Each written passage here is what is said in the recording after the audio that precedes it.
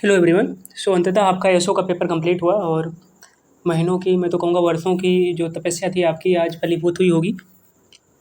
कुछ लोगों के अनुसार उनका पेपर बहुत ज़्यादा बेहतर नहीं गया होगा, लेकिन कुछ मैं फैक्ट बताता हूँ। मैं भी चूँकि एग्ज़ाम में अपेयर होने के लिए गया था।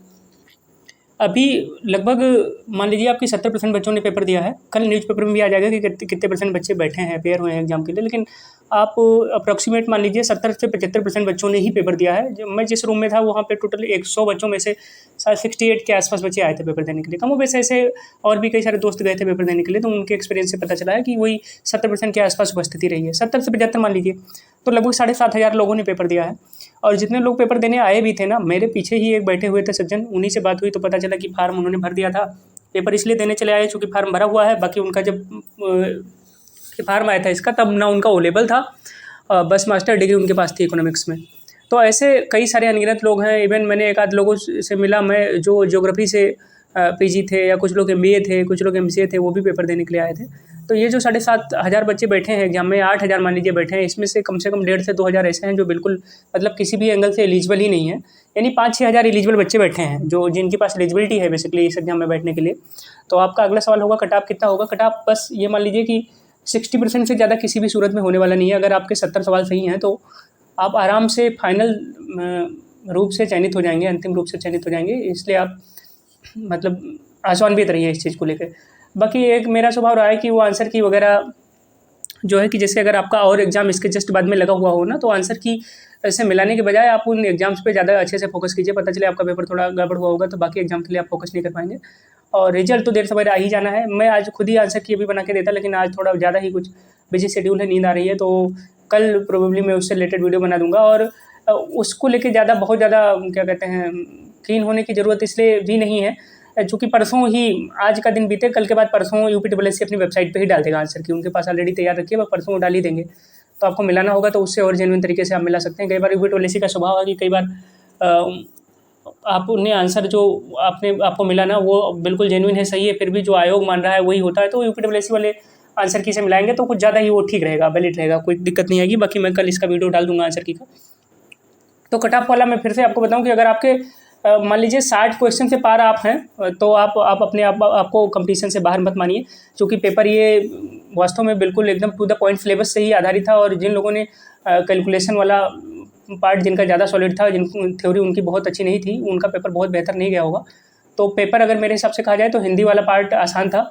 और आसान क्या मतलब, इजी टू मॉडरेट कह सकते हैं। बाकी जो था वो मॉडरेट टू टफ कह सकते हैं उसको। क्योंकि थ्योरी जब जैसे मान लीजिए कि मैथमेटिक्स है तो कोई थ्योरी उसका बहुत डिटेल नहीं पड़ता, या स्टेट्स ही है तो उसमें आप मीन मीडियन मोड और ये सब निकाल के गए, अलग अलग फार्मूला जो उसमें ज़्यादातर पूछ लिया गया थ्योरी। तो इतना कोई जिन्होंने पढ़ा होगा थ्योरी बहुत अच्छे से उनके लिए तो बहुत अच्छी बात है, लेकिन पेपर कुल मिला के वो आसान बिल्कुल नहीं था, ये जान लीजिए।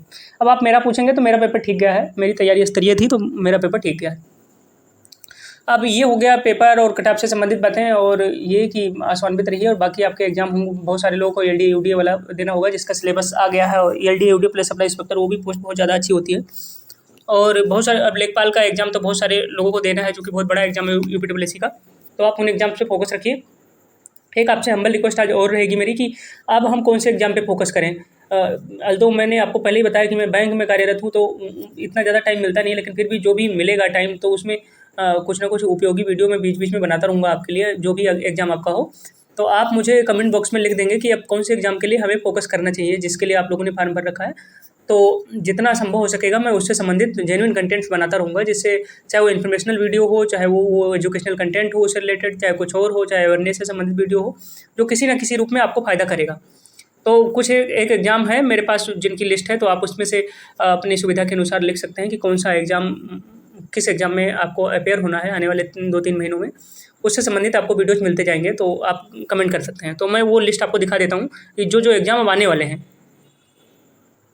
तो ये रही वो लिस्ट, ये लिस्ट है जो कमिंग डेज में एग्जाम आने वाले हैं। एक यूपीडब्ल्यूएससी बोरिंग टेक्नीशियन का एग्जाम है, जिसमें साइंस पोर्शन है, उसको मैंने बहुत अच्छे से पढ़ा है। तो जो बोरिंग टेक्नीशियन वाले हैं, अगर कोई भी देख रहा है वीडियो, अगर ना भी कोई देख रहा है तो वो इसका स्ट्रेटजी वीडियो कल परसों में आपको मिल जाएगा। और उसके बाद में फिर इसका प्रिपरेशन कैसे हम करें उसके बारे में डिटेल में, और इससे संबंधित कंटेंट भी बनाएंगे।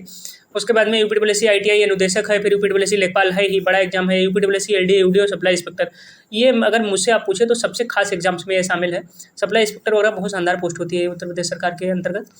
और एलडीए यूडीए भी यहाँ तो आपको आयोग में सीधे काम करने का मौका मिलेगा। फिर वनरक्षक एग्जाम काफ़ी लेट से है, तो अगस्त में है।